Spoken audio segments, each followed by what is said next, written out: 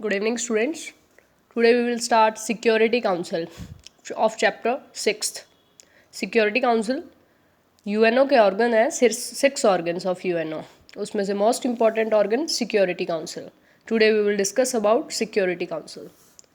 Security Council, my dear students, consists 15 members. Security Council consists 15 members.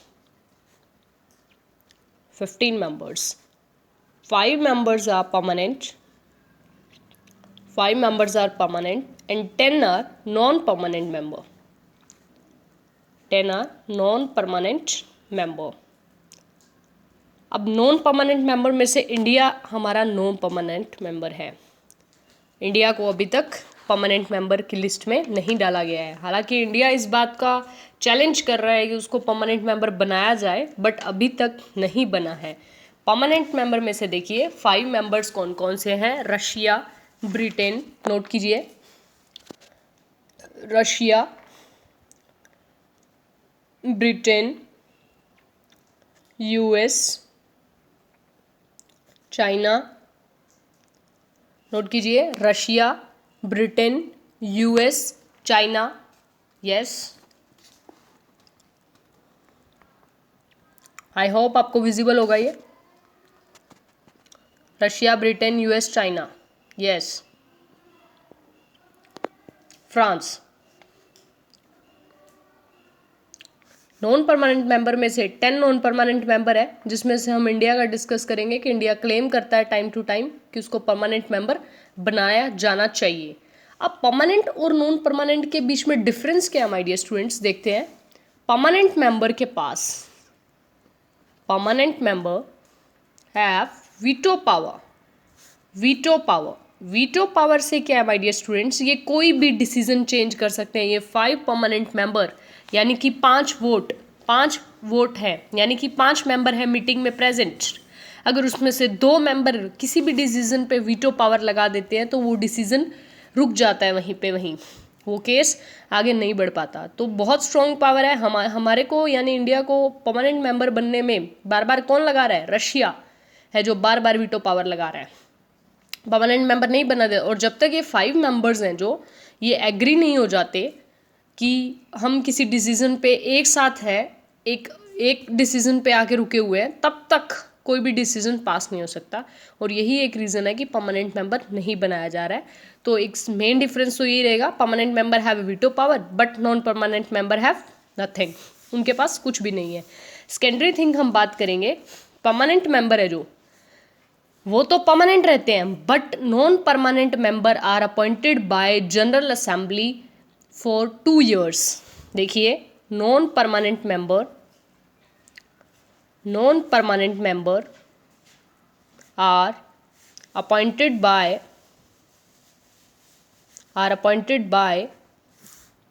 General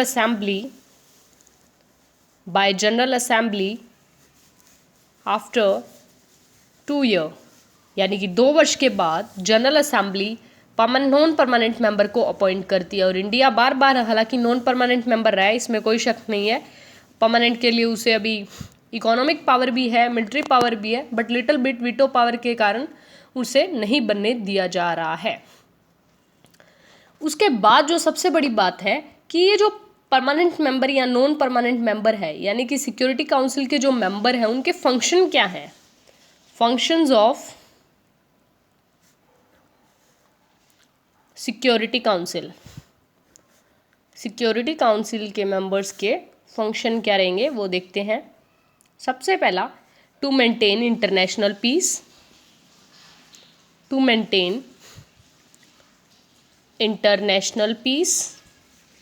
अंतर्राष्ट्रीय स्तर पे शांति बनाए रखना सबसे बड़ा काम है, ये इनका रहेगा. It makes recommendation to the general assembly for the appointment of the general secretary. अब क्या है, ये जनरल सेक्रेटरी के लिए जनरल असेंबली को रिकमेंडेशन करता है, सिफारिश करता है. इट मेक्स रिकमेंडेशन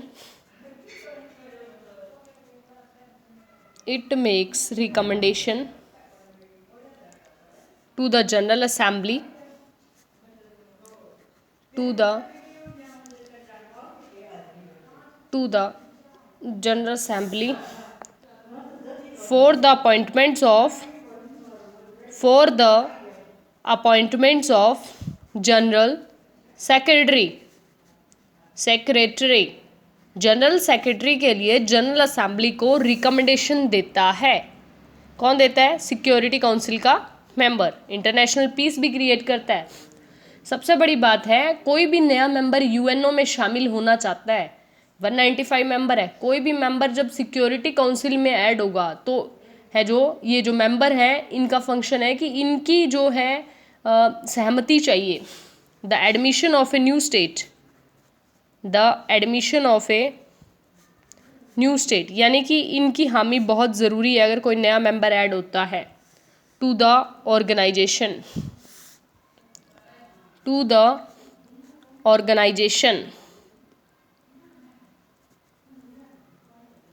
ठीक है। Therefore can only be done on the recommendation of the Security Council, यानी अगर कोई नया मेंबर बनाना है तो वो किसकी रिकमेंडेशन पे होगा? ओनली किसकी? सिक्योरिटी काउंसिल की। Therefore can only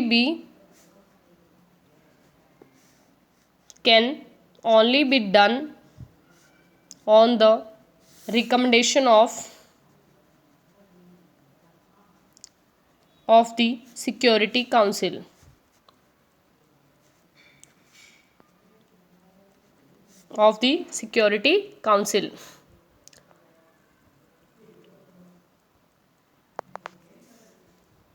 next note कीजिए my dear student, it can ask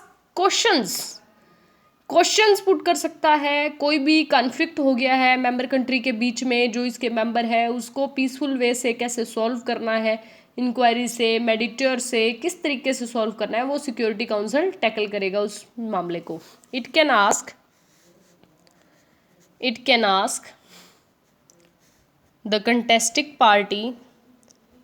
contesting party यानी जो भाग ले रही है इसमें, contesting party to solve the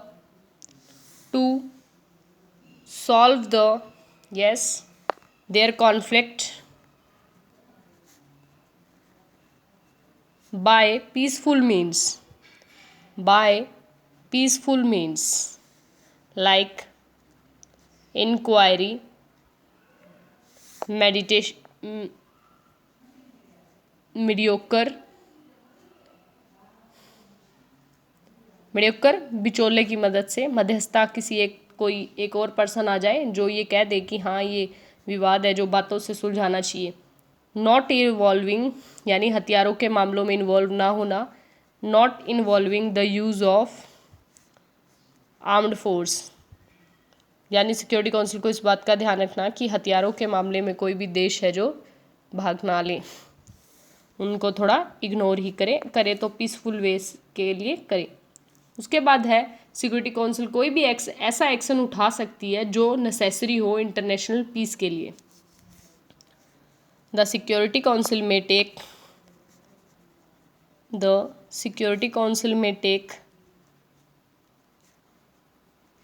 such action by air, sea और land, यानी इन तीनों तरीकों से by sea, air, sea और land force as may be necessary for international peace, यानी अंतर्राष्ट्रीय स्तर पे शांति बनाए रखने के लिए कोई भी कदम उठा सकता है सिक्योरिटी काउंसिल, चाहे वो एयर से हो, चाहे सी से हो, चाहे लैंड से हो। यानी कि अगर उसे वायुसेना का प्रयोग करना पड़े तो वो, चाहे है जो नौसेना का प्रयोग करना पड़े, चाहे वो इंटरनेशनल पीस के लिए वो कोई भी डिसीजन, कोई भी एक्शन उठा सकती है, इतनी पावर है उसके पास। सबसे एक और पावर है जो जनरल असेंबली की है, वैसे तो जजेस को अपॉइंट करना, बट इसमें शेयरिंग है, सिक्योरिटी काउंसिल भी उसकी हेल्प करता है, उसमें पावर को शेयर करता है। It share with the general assembly the function of the function of electing judges to the international court of जजेस। कौन से जजेस को? International court of justice. यानी कि जो पावर है जनरल असेंबली की इलेक्टिंग करना, जज को इलेक्ट करना, to the international court of justice, ठीक है। एंड राइट और रिक्वेस्ट द कोर्ट और एंड राइट और request the court for advisory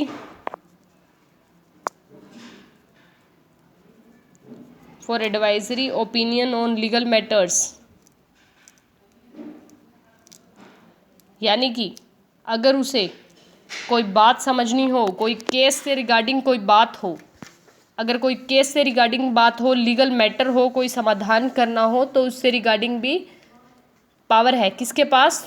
security council के पास। It share with the general assembly the function of electing जजेस to the international court of justice and right और request the court को request करना, the advisory opinion on legal matters कि अगर कानूनी लड़ाई है कोई देशों के बीच में, कोई ऐसी जो कोर्ट के द्वारा ही समाधान हो सकता है, तो उसमें उनको ओपिनियन के लिए कहना, ये भी हमारा सिक्योरिटी काउंसिल करता है। आई होप फंक्शन समझ में आए होंगे।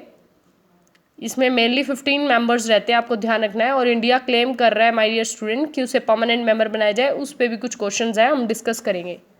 Thank you.